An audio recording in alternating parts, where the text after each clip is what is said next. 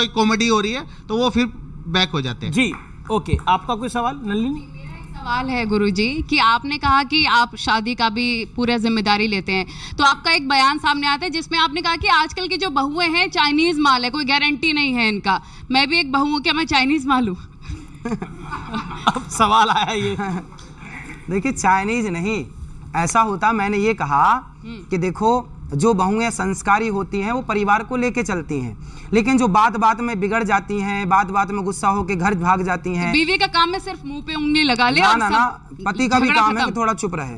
चलिए, पति का भी काम है कि थोड़ा चुप रहे, लेकिन जो बार बार बिगड़ जाए तो चाइना मॉडल ही बिगड़ता है बार बार, चाहे वो पुरुष हो चाहे वो स्त्री, जो बिगड़ जाए वो चाइना मॉडल है। जी लेकिन आपने ये जो मतलब आप ये मैरिज ब्यूरो की बात जो आपको मैंने सवाल पूछा, क्या आपको लगता है ये जो शादी का चक्कर है इसमें आप सबको क्यों फंसाना चाहते हैं? सब खुश हैं, ऐसे ही रह रहे हैं लोग साथ में, आप उस लिव इन रिलेशनशिप के भी खिलाफ हैं? तो लिव इन बिल्कुल गलत है, हमारे संस्कारों के बिल्कुल खिलाफ है।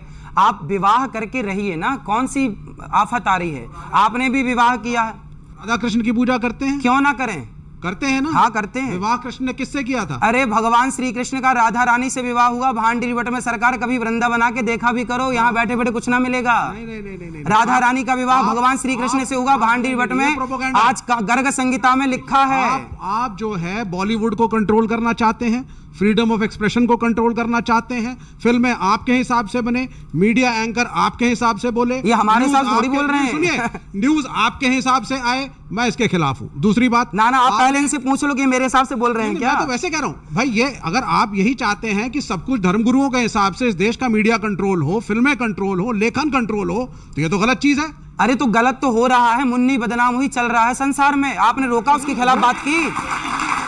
जी चलिए, अब अच्छा एक मैं आपसे एक सवाल पूछता हूँ, सलमान खान से आपकी मुलाकात हुई, इंसान कैसे लगे आपको? उन्होंने आपसे कोई सलाह मांगी? सलाह देखिए, हम लोगों का संवाद हुआ, बातचीत हुई, बहुत सारी बातें हुई, बहुत सारी बातें मैंने कही, तो उन्होंने बात कही कि देखो ये बहुत गहरी बात है जी, ये समझदारों के लिए है।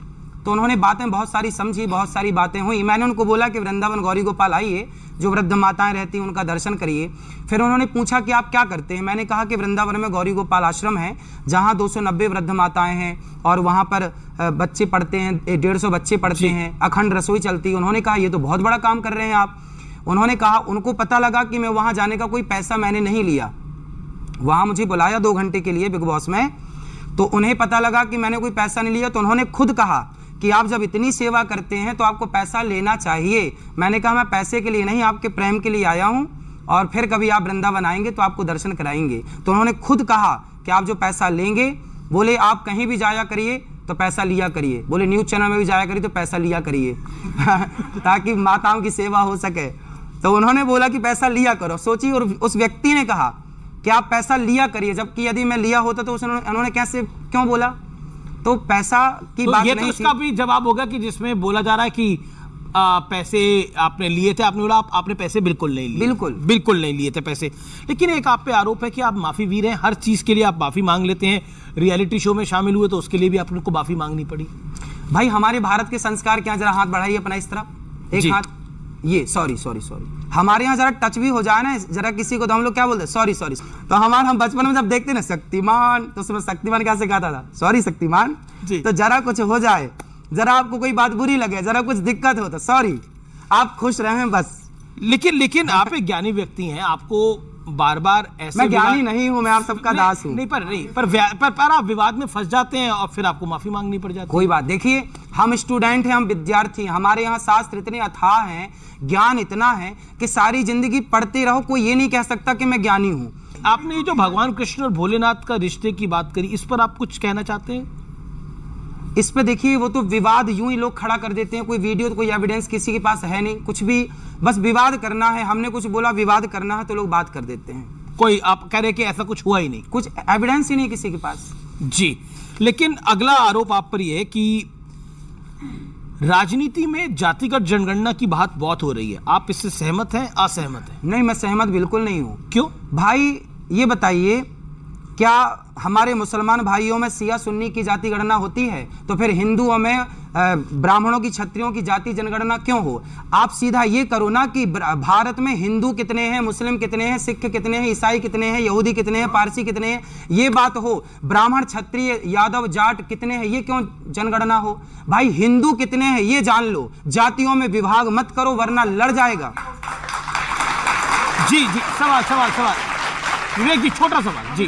जो सदियों से अत्याचार किया सवर्णों ने दलितों के ऊपर, किसने किया? बैकवर्डों के ऊपर। एक सेकंड नहीं, नहीं, नहीं, एक सेकंड, रोक। एक सेकंड।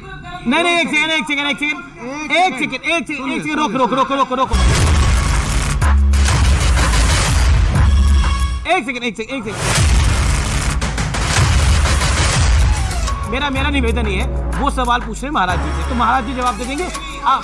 नहीं, एक सेकंड, आपको मौका दे रहा हूं, आपको इसके बाद मौका दूंगा मैं।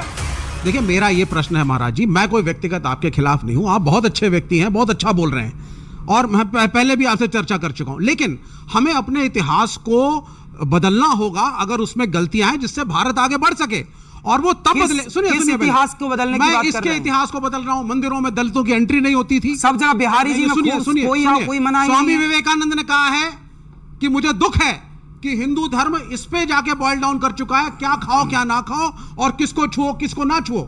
अनटचेबिलिटी रही है इस मुल्क के पहले आप बताइए किस इतिहास को बदलने की आप बात कर रहे हैं? किस इतिहास की? नहीं, देखिए, किस इतिहास की? अगर आप इस बात को नकारेंगे, आप ठीक कह रहे हैं। अगर आप नकारेंगे कि दलितों के साथ कभी अत्याचार नहीं हुआ तो यह गलत। अरे राम ने माता शबरी को गले लगाया। आज के 2 साल पुराना मेरा ही बयान है इकलौता।